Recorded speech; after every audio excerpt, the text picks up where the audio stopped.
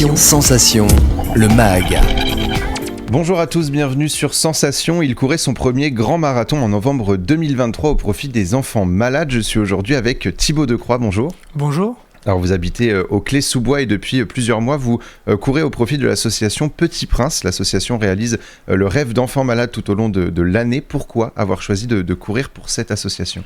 Alors j'ai choisi cette association pour plusieurs raisons. La première, j'ai toujours fait des actions au profit des enfants malades. J'ai fait partie d'une association qui s'appelait les Magiciens du Cœur. On allait notamment à l'hôpital Necker pour faire de la magie pour les enfants malades. Et je sais que c'est quelque chose qui est très important pour eux, pour combattre les maladies. Et du coup, c'était un peu dans la continuité, les petits princes qui réalisent les rêves des enfants malades, qui leur permettent d'aller plus loin et de combattre ces maladies. Alors comment s'est fait justement ce partenariat avec l'association ? Quels sont les contacts que vous avez eus ? Parce que vous n'en faites pas partie, mais vous courez pour cette association. Pourquoi ? Enfin, comment s'est fait ce partenariat ? Alors je les ai contactés directement par mail en leur demandant si c'était possible de les aider d'une quelconque façon, tout en vu que je courais, je comptais mettre à profit en fait le fait que je cours et les réseaux sociaux pour pouvoir mettre en avant des initiatives. Et donc on m'a proposé de monter une collecte de fonds au profit des Petits Princes, dont les fonds sont entièrement reversés à l'association.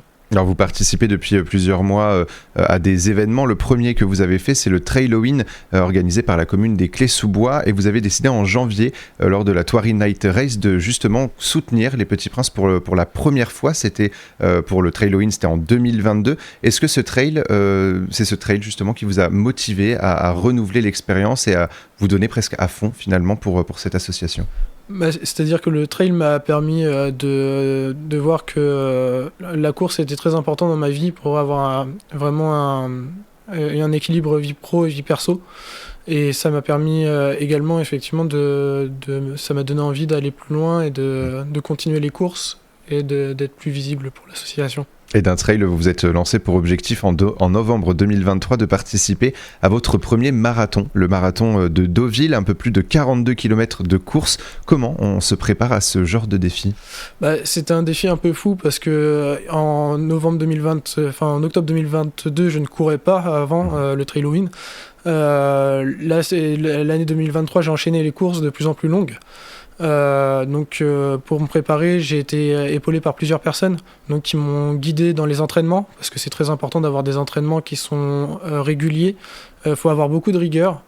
Il faut aller étape par étape et puis monter petit à petit, donc jusqu'à ce défi qui était le marathon, qui est vraiment le point d'orgue de tout coureur, je pense.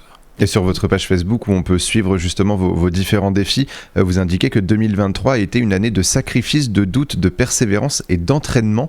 C'était une semaine avant ce marathon que vous avez dit ça.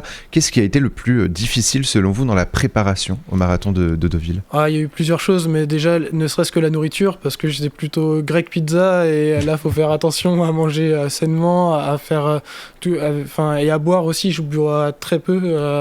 En termes de quantité d'eau, il faut savoir qu'il faut à peu près 2,5 litres par jour. Donc ce qui est énorme pour quelqu'un qui ne boit pas du tout. Et puis c'est pareil, tous les à côté, tout ce qui est alcool, il faut éviter complètement. Il y a vraiment une vraie rigueur là-dessus. Et puis se consacrer du temps vraiment à la course, parce que si on ne court pas assez, on risque la blessure. Donc faut trouver le juste équilibre. Et votre objectif, c'était de terminer ce marathon en moins de 4 heures. Est-ce que c'est un défi réussi ? Alors c'est un défi réussi parce que 4 semaines avant le marathon, je me suis fait une entorse, ce qui a coupé complètement mon entraînement. Je l'ai fini en 4h11, donc c'est supérieur à ce que je pensais. Mais au vu de la blessure, au vu que c'était le premier marathon et que c'est la première année où je courais, je suis très content d'être arrivé au bout. C'est vraiment une grande victoire. Justement, 4h11 au lieu de 4h, donc c'est quand même un excellent timing. Est-ce que vous ressentez justement une fierté, ou est-ce que vous souhaitez vous surpasser encore un peu plus ? Je suis très fier d'avoir atteint cet objectif. Je souhaite me surpasser, parce que du coup je me suis déjà inscrit pour d'autres marathons, donc j'espère me surpasser à ce moment-là. Mais ce qui est le plus valorisant, c'est quand le retour à la maison, quand mes enfants m'attendent et font la fête en arrivant. Pendant le marathon, qu'est-ce qui vous a poussé à vous dépasser et arriver au bout? Vous avez évoqué les enfants. Est-ce que ce sont vos enfants aussi qui vous a motivé et également les enfants de l'association? Exactement, il y a les deux. Les enfants de l'association, on y pense en permanence quand on court, surtout quand on a des douleurs qui arrivent. On pense à eux, on pense qu'il faut se surpasser pour eux, pour pouvoir récolter un maximum de fonds pour eux, pour les aider. Et puis autre chose qui m'a permis d'aller jusqu'au bout, c'est que j'ai ma mère qui m'avait dit qu'il fallait que je m'arrête si jamais je sentais des douleurs ou autre. Et j'ai continué, je me suis dit il faut que j'arrive jusqu'au bout pour lui montrer que j'en suis capable et montrer à toute ma famille que je suis capable de me dépasser et d'aller au-delà de ce qu'on pense que je peux faire. Et ce marathon de Deauville, il était également donc pour l'association les Petits Princes à travers votre collecte. Les courses de Morphée, votre objectif était de dépasser les 500 €. Est-ce que les dons ont été au rendez-vous à l'heure où on enregistre cette émission? Alors pour une première année, c'était plutôt pas mal. J'ai récolté 330 €, mais là, je relance une cagnotte. Donc, mais déjà, les 330 €, c'est déjà une victoire parce que c'est vraiment la première année. Les réseaux sociaux étaient tout récents aussi. Donc, voilà, j'essaye d'être... Et vous allez continuer à courir justement pour cette association, ou est-ce que, par exemple, dans 1 an ou 2, vous allez choisir une autre association à soutenir, toujours en lien avec les enfants malades? Alors pour l'instant, j'ai dans l'idée de rester avec l'association Petit Prince parce qu'on est très soutenus. C'est une association qui me tient à cœur, même pour des raisons qui sont des fois un peu futiles, mais rien que la date de création, qui est 1987, qui est mon année de naissance, je trouve qu'il y a plein de marqueurs qui sont intéressants. Leur façon de voir les choses aussi, parce qu'on réalise des rêves, et ça c'est quelque chose qui est vraiment exceptionnel. Enfin, ils réalisent, parce que c'est avec les fonds qu'on récolte. Après, c'est vraiment je souhaite continuer, mais différemment pour 2024, parce que pour 2024, j'ai lancé une collecte de fonds pour participer à la course des héros.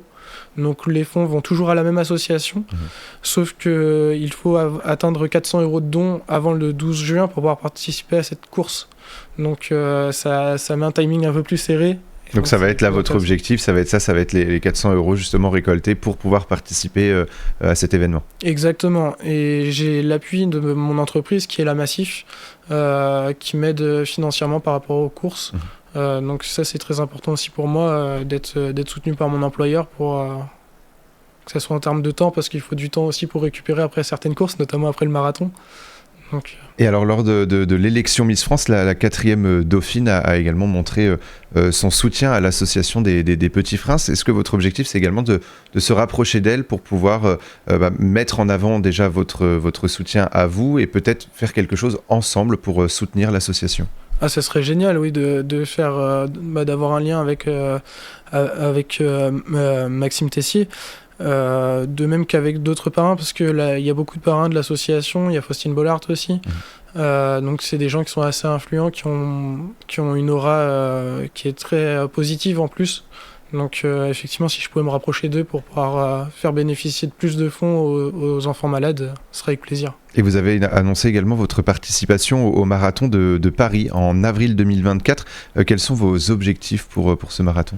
Alors cette fois, moins de 4 heures, sans blessure, être mieux préparé, que ce soit en termes de nourriture, en termes de physique, et pour pouvoir battre les 4h11.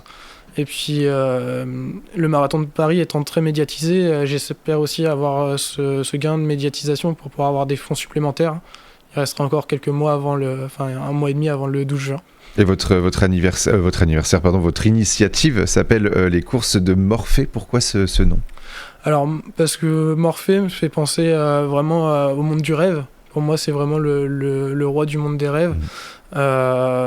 Donc, et puis les courses, parce que du coup, c'est vraiment des courses régulières. J'essaye d'en faire, l'année prochaine, je devrais en faire 12 au total, en comptant les marathons. Et du coup, ça me paraissait un bon titre assez accrocheur. On va finir cette émission avec un petit conseil pour nos auditeurs qui souhaitent devenir marathoniens. Donc on a parlé de la nourriture. Quel est le meilleur conseil à donner pour devenir marathonien? Alors pour devenir marathonien, le meilleur conseil que je puisse donner, c'est d'être bien entouré, que ce soit de professionnels, que ce soit en termes médicaux, un ostéopathe ou un kiné pour avoir ses avis, un diététicien par rapport à la nourriture. Et par rapport au sport aussi, il faut évoluer régulièrement, mais pas de manière trop drastique pour pour éviter les blessures. La rigueur qui compte, qui est le plus important. Merci beaucoup Thibaut Decroix d'avoir été avec nous sur Sensation. On peut suivre votre actualité sur Instagram Thibaut Decroix. On retrouve également le lien vers la cagnotte pour les enfants malades. Et pour revoir ou réécouter cette émission, rendez-vous sur notre site et notre application Radio Sensation.